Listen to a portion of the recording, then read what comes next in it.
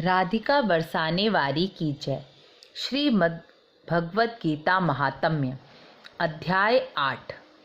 भगवान शिव पार्वती से कहते हैं, देवी अब मैं आपको गीता के 8वें अध्याय का महात्म्य बताऊंगा, जिसे सुनने से तुम्हें बड़ी प्रसन्नता प्राप्त होगी और जो लक्ष्मी जी के पूछने पर भगवान विष्णु ने उन्हें सुनाया था।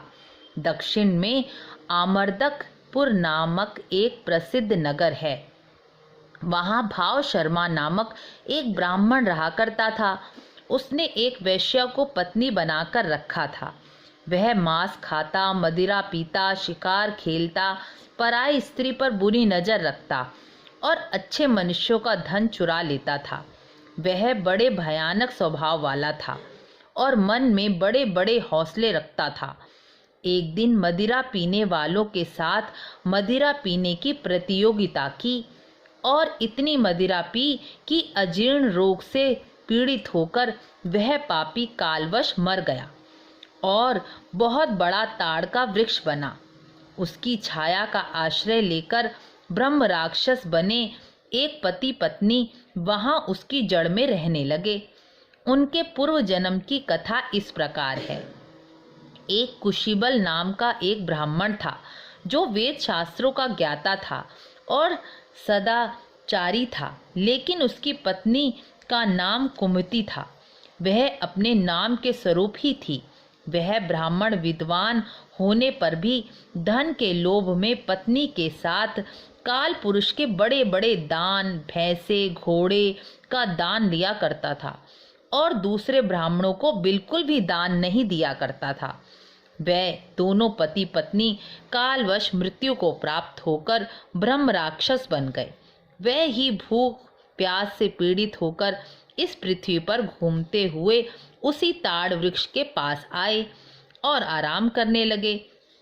उसके बाद पत्नी ने अपने पति से पूछा, नाथ, हम लोगों का यह महान दुख कैसे दूर होगा? इस ब्रह्म राक्षस की योनि से हमें किस प्रकार मुक्ति मिलेगी?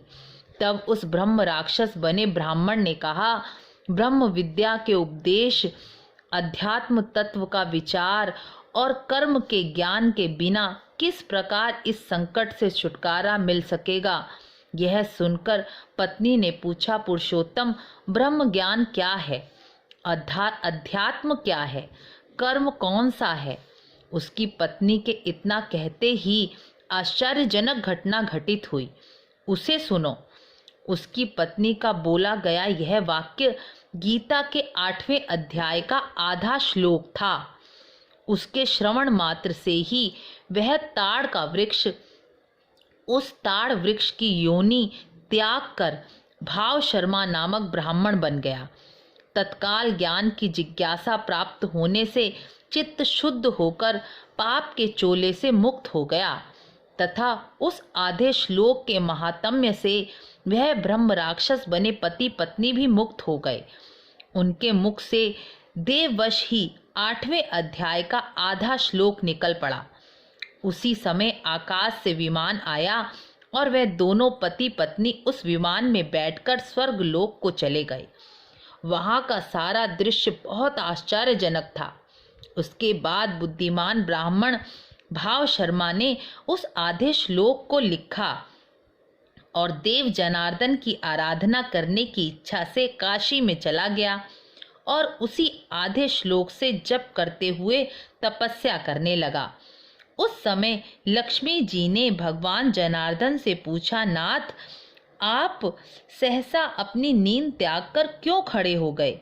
तब भगवान बोले, प्रिय, काशी में गंगा के तट पर भाव शर्मा नामक का एक ब्राह्मण भक्ति रस से परिपूर्ण होकर तपस्या कर रहा है। वह गीता के आधे श्लोक का नित्य जप करता है।